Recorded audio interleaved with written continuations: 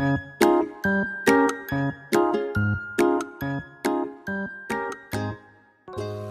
আসলাম, ঠিক আছে। আজকে চিংড়ি দিয়ে সর্ষে দিয়ে করার একটা প্রোগ্রাম আছে আমাদের, ঘরোয়া রান্না পুরো।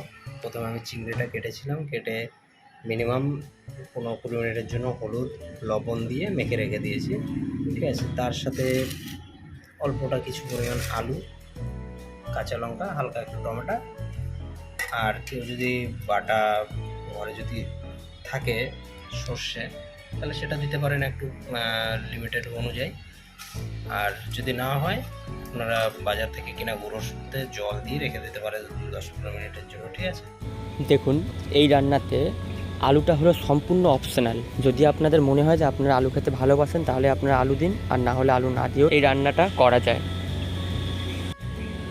এরপরে আমরা সর্ষে নিয়ে নেব। সর্ষে আপনারা কাঁচা সর্ষেও ইউজ করতে পারেন। এবার আপনাদের হাতের কাছে যদি কাঁচা সর্ষে না থাকে, তাহলে আপনারা কেনা সর্ষেও ইউজ করতে পারেন, কিন্তু কেনা সর্ষে নিলে আপনাদের কিছু সময় ভিজিয়ে রাখতে হবে। যেহেতু পিওর পাউডার ছিল না, তার জন্য সেটা হালকা একটু আমি ছেঁকে নিচ্ছি। তাতে কী হবে, অ্যাকচুয়ালি এটা সর্ষেটা থাকলে অনেক সময় আমাদের গ্যাস্ট্রিক হয়ে যায়, অনেকে গ্যাস্ট্রিক হয়ে পেট ব্যথা করে, তার জন্য এটা করতে হচ্ছে, যাতে সেই প্রবলেমটা না হয়। আমাদের শুধু সর্ষের জলটাই দরকার, আর কিছু না। আর এটাই ছিল মাছেরই হলুদ ছিল, একবারে এটাই দিয়ে দিলাম। এগুলো ধুয়ে হলুদটাও চলে যাবে। গ্যাস, ঠিক আছে, স্টার্ট করলাম। কড়াই গরম হওয়ার জন্য অপেক্ষা করছি, ঠিক আছে। প্রায় কড়াইটা গরম হয়ে গেছে। এখন এখানে তেল দেওয়া হবে। আমি সর্ষের তেল ইউজ করছি, কারণ এটার সর্ষের তেলেরই রেসিপি, ঠিক আছে।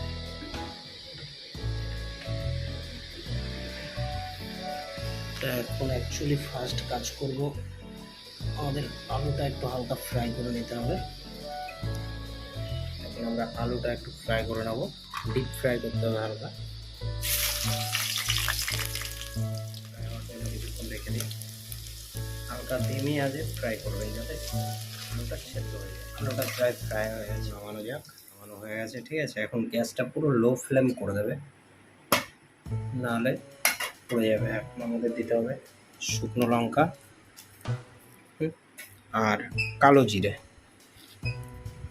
কালো জিরে দেওয়ার আগে সবসময় একটু ভালো করে নাড়িয়ে করে নেবেন, ডলে নেবেন। কালো জিরেটা দেওয়ার পরে আপনি যে টমেটো আর লঙ্কা কুচিয়েছিলেন, টমেটো লঙ্কা, সেটা দিয়ে দেবেন।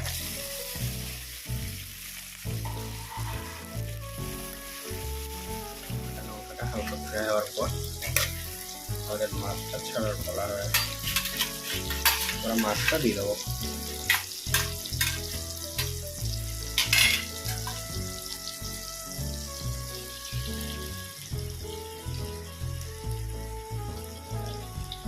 যেহেতু মাছে আগে থেকে হলুদ দেওয়া ছিল, আঁচটা হালকা একটু বাড়িয়ে নেবে। যেহেতু মাছে আগের থেকে হলুদ লবণ দেওয়া ছিল, সেই হিসাবে লবণটাকে একটু ধ্যান রাখবেন, যেহেতু সেটা বেশি না হয়ে যাচ্ছে।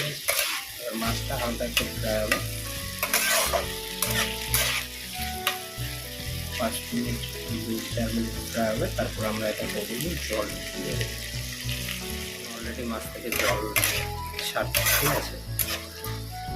আপনি চাইলে হালকা কালারের জন্য কাশ্মীরি চিলি পাউডার দিতে পারেন, হালকা দেবো, বেশি না, জাস্ট, ঠিক আছে। আর এখানে পরিমাণ মতো লবণ, ঠিক আছে, আর একটু হলদি পাউডার, বেশি না, জাস্ট, কারণ আগে এইগুলো দেওয়ার পরে হালকা একটু জল দিয়ে দেবেন, যাতে মাছটা সিদ্ধ হয় আর কি। জলটা একটু ফুটে উঠছে, ফোটার সাথে সাথে একটু আলুটা দিয়ে দেবেন। যে আলুগুলো ভেজে রেখেছিলেন, সেই আলুগুলো দিয়ে দেবেন, ঠিক আছে। দেওয়ার পরে হালকা নাড়িয়ে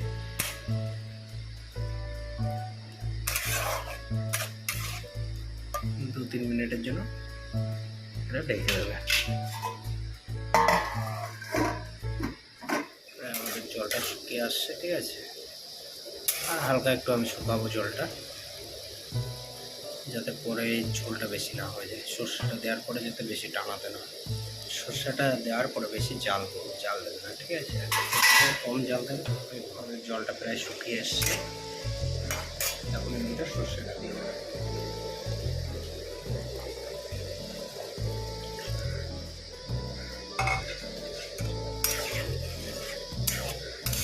জাল দেওয়া হবে,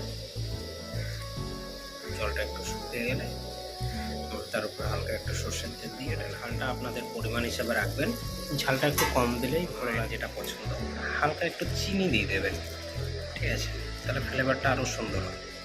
হালকা, জাস্ট বেশি না, হালকা একটু চিনি দিয়ে দেবেন। দেখুন আমাদের রান্না হয়ে আছে। এখন জাস্ট হালকা একটু সর্ষের তেল দিয়ে ওটা নামিয়ে নেব। জাস্ট বেশি না, 1 টিপের মতো সর্ষের তেল দিয়ে দেবেন। নামানোর আগে এই কাঁচা সর্ষের তেলটা দিলে তরকারিতে একটা আলাদা একটা সুগন্ধ প্লাস একটা ঝাঁজ আসে। হ্যাঁ, এই সর্ষের তেলটা দিলে তরকারির টেস্টটাই পুরো আলাদা লেভেলের হয়ে যায়। তো আপনারা এটা অবশ্যই দেবেন।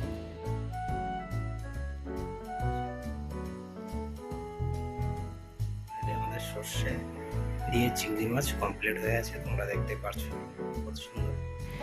ভিডিওটা সম্পূর্ণ দেখার জন্য অনেক ধন্যবাদ। আবার দেখা হচ্ছে নেক্সট ভিডিওতে। চলো, ততদিনের জন্য টাটা।